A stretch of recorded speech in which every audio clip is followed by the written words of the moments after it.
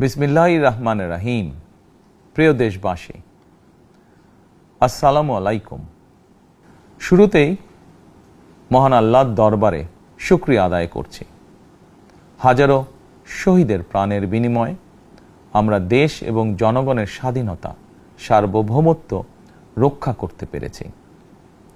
তাবেদার মুক্ত বাংলাদেশে জনগণের ভোটে জনগণের কাছে জবাবদিহিমূলক একটি নতুন সরকার যাত্রা শুরু করেছে। দেশে গণতন্ত্র এবং মানুষের অধিকার পুনঃপ্রতিষ্ঠার এই যাত্রা লগ্নে আমি দেশবাসীকে শুভেচ্ছা এবং আন্তরিক অভিনন্দন জানাই। স্বাধীনতা প্রিয়, গণতান্ত্রিক আমি প্রিয়।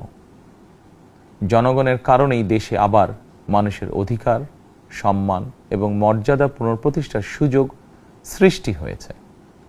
আমি দেশবাসীর উদ্দেশ্যে একটি বার্তা দিয়ে বলতে চাই, মুসলমান, হিন্দু, বৌদ্ধ, খ্রিস্টান তথা দল, মত, ধর্ম, বর্ণ নির্বিশেষে পাহাড়ে কিংবা সমতলে বসবাসকারী এই দেশ আমাদের সবার। প্রতিটি নাগরিকের জন্যই এই দেশকে আমরা একটি নিরাপদ ভূমিতে পরিণত করতে চাই। একটি স্বনির্ভর, নিরাপদ, মানবিক, গণতান্ত্রিক বাংলাদেশ প্রতিষ্ঠায় বিএনপি সরকারের লক্ষ্য।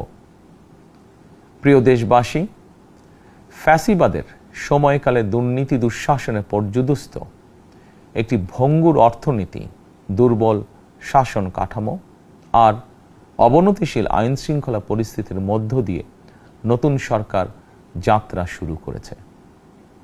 আইন শৃঙ্খলা পরিস্থিতির উন্নয়ন এবং কঠোরভাবে দুর্নীতি নিয়ন্ত্রণের মাধ্যমে জনগণের মনে শান্তি, নিরাপত্তা ফিরিয়ে আনাই হচ্ছে আমাদের সরকারের প্রধান অগ্রাধিকার। সারা দেশে জুয়া এবং মাদকের বিস্তারকেও বর্তমান সরকার আইন শৃঙ্খলা অবনতির অন্যতম কারণ বলে চিহ্নিত করেছে। সুতরাং জুয়া এবং মাদক নিয়ন্ত্রণে আইন শৃঙ্খলা বাহিনী সব রকমের কঠোর পদক্ষেপ গ্রহণ করছে।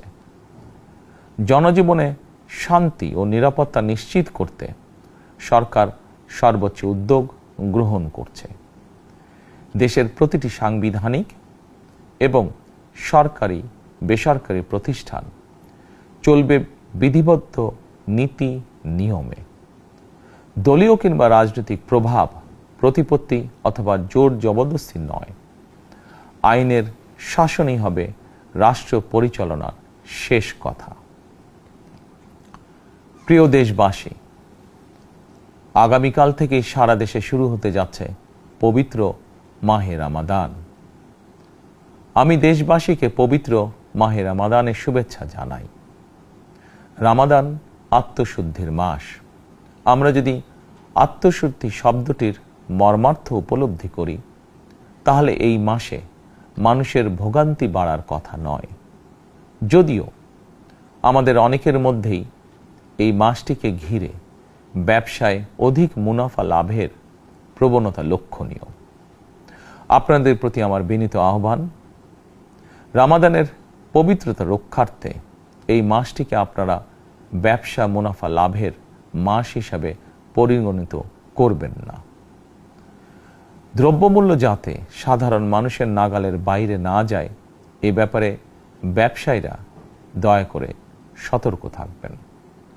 হাজারো প্রাণের বিনিময়ে একটি মাফিয়া সিন্ডিকেটের পতন ঘটিয়ে রাষ্ট্র এবং সরকারের জনগণের অধিকার প্রতিষ্ঠার অঙ্গীকার নিয়েই আমরা রাষ্ট্র পরিচালনার দায়িত্ব গ্রহণ করেছি। বিএনপি সরকার সকল ক্ষেত্রেই অনাচার অনিয়মের সকল সিন্ডিকেট ভেঙে দিতে বদ্ধপরিকর ইনশাআল্লাহ। ক্ষুদ্র, মাঝারি কিংবা ছোট বড় সকল ব্যবসায়ীদের প্রতি বর্তমান সরকারের দৃষ্টিভঙ্গি সহজ এবং স্পষ্ট। বর্তমান সরকার ব্যবসায়ী এবং ক্রেতা সাধারণ উভয় স্বার্থ রক্ষা করেই প্রয়োজনীয় পদক্ষেপ গ্রহণ করতে চায়। সুতরাং সরকারের পক্ষ থেকে কী ধরনের উদ্যোগ গ্রহণ করলে বাজার পরিস্থিতি নিয়ন্ত্রণে থাকবে কিংবা ক্রেতা বিক্রেতা উভয়েরই স্বার্থ রক্ষা হবে, এ ব্যাপারে আপনাদের যে কোনো ধরনের পরামর্শ কিংবা অভিযোগ শুনতে সরকার প্রস্তুত। ক্রেতা বিক্রেতা গ্রহীতা, এই সরকার সকলেরই সরকার। এই সরকার আপনাদেরই সরকার। আপনারাই ভোটের মাধ্যমে এই সরকারকে রাষ্ট্র পরিচালনার দায়িত্ব দিয়েছেন। আপনারাই এই সরকারের শক্তি। প্রিয় দেশবাসী, পবিত্র রামাদান মাসে রোজাদারগণ বিশেষ করে ইফতার, তারাবি, সেহরি এই সময়গুলোতে নিরবিচ্ছিন্নভাবে গ্যাস, পানি ও বিদ্যুৎ সরবরাহ পেতে চান। এই বিষয়টি নিশ্চিত করতে এরই মধ্যে আমি সংশ্লিষ্ট কর্তৃপক্ষকে নির্দেশনা দিয়েছি। অপচয় রোধ করে কৃচ্ছ্রতা সাধন প্রতিটি মুসলমানের ঈমানি দায়িত্ব। অফিস আদালতে বিনা প্রয়োজনে কিংবা প্রয়োজনের অতিরিক্ত গ্যাস, বিদ্যুৎ, পানি খরচের ব্যাপারে সচেতনতা অবলম্বন করাও ইবাদতেরই অংশ বলেই আমি মনে করি।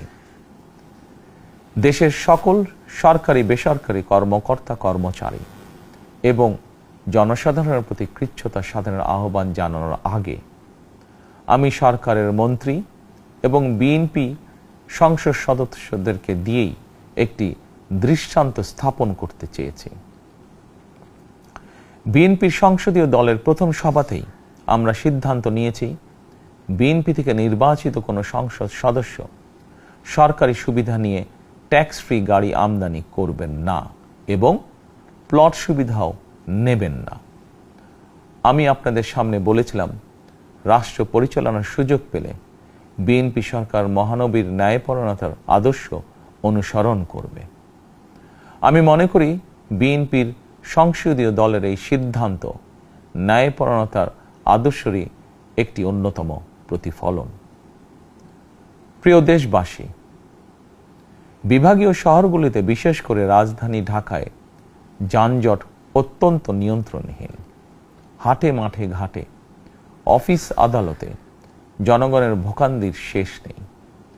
জনজীবনের নানা ক্ষেত্রে জনদুর্ভোগ লাঘব করা না গেলে জনমনে স্বস্তিও ফিরবে না। রাজধানীতে জনসংখ্যার চাপ কমাতে বিকল্প ব্যবস্থা গ্রহণ করা জরুরি হয়ে পড়েছে। মানুষ তার নিজ জেলায় কিংবা নিজের বাসা বাড়িতে থেকেও যাতে সহজভাবে সঠিক সময়ে অফিস, আদালত, ব্যবসা বাণিজ্য করতে পারেন, সেই লক্ষ্যকে সামনে রেখেই সারা দেশে রেল যোগাযোগ ব্যবস্থা ঢেলে সাজানোর উদ্যোগ নেওয়া হচ্ছে।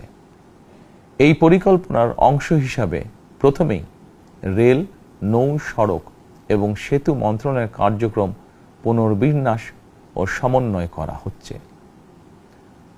আমরা মনে করি সারা দেশে রেল যোগাযোগ ব্যবস্থার সহজ, সুলভ এবং নিরাপদ করা গেলে একদিকে যেমন জনগণের শহর কেন্দ্রিক বা নগর কেন্দ্রিক নির্ভরতা কমবে, অপরদিকে পরিবেশেরও উন্নতি হবে।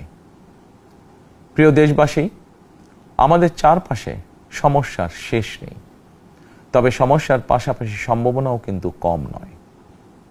আমাদের বৃহৎ জনগোষ্ঠীকে যদি আমরা দক্ষ জনশক্তিতে রূপান্তরিত করতে পারি, তাহলে এই জনসংখ্যাই হবে আমাদের জনসম্পদ।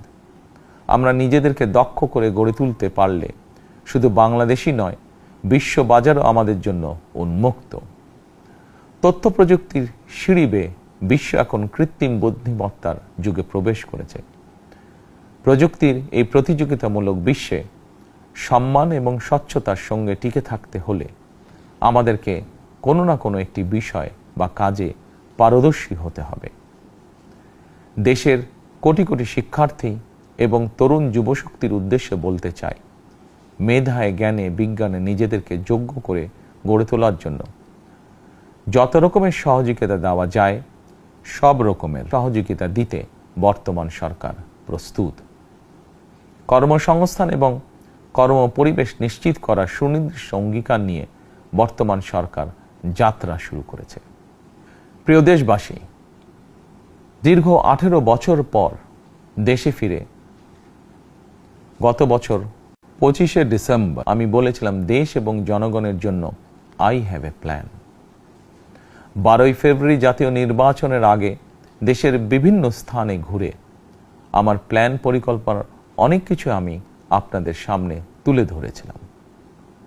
আপনারা স্বাধীনতার ঘোষকের প্রতিষ্ঠিত দল বিএনপিকে ভোট দিয়ে রাষ্ট্র পরিচালনার দায়িত্ব দিয়েছেন, সকল পরিকল্পনা বাস্তবায়নের সুযোগ দিয়েছেন। এখন এই সুযোগকে কাজে লাগিয়ে সকল অঙ্গীকার পূরণ করার দায়িত্ব বিএনপি সরকারের। আমরা আমাদের পরিকল্পনা এবং প্রতিশ্রুতি বাস্তবায়নের কাজ শুরু করে দিয়েছি ইনশাআল্লাহ। অঙ্গীকার পূরণের এই যাত্রাপথে আমরা ভবিষ্যতের দিনগুলোতেও আপনাদের অব্যাহত সমর্থন প্রত্যাশা করি। প্রিয় দেশবাসী, সরকার প্রধান হিসাবে আমি দেশবাসীর উদ্দেশ্যে একটি বিষয়ে প্রতি দৃষ্টি আকর্ষণ করে বলতে চাই। নবগঠিত সরকার গঠনের সুযোগ দিতে যারা বিএনপিকে ভোট দিয়েছেন কিংবা দেননি অথবা কাউকেই ভোট দেননি, এই সরকারের প্রতি আপনাদের সবার সমান অধিকার। বিএনপি সরকার বিশ্বাস করে দল মত ধর্ম দর্শন যার যার, রাষ্ট্র সবার। এই দেশে এই রাষ্ট্রে একজন বাংলাদেশী হিসাবে আপনার আমার আমাদের প্রতিটি বাংলাদেশী নাগরিকের অধিকার সমান। প্রিয় দেশবাসী, আল্লাহ আমাদের সবাইকে নিরাপদ এবং সুস্থ রাখুন। আল্লাহ আমাদের সকলকে ইতিবাচক পরিকল্পনাগুলো বাস্তবায়নের তৌফিক দিন। পবিত্র রমাদান মাস শুরুর শুভ লগ্নে আল্লাহর দরবারে এই নিবেদন রেখে আমার বক্তব্য শেষ করছি। আল্লাহ হাফেজ। বাংলাদেশ জিন্দাবাদ।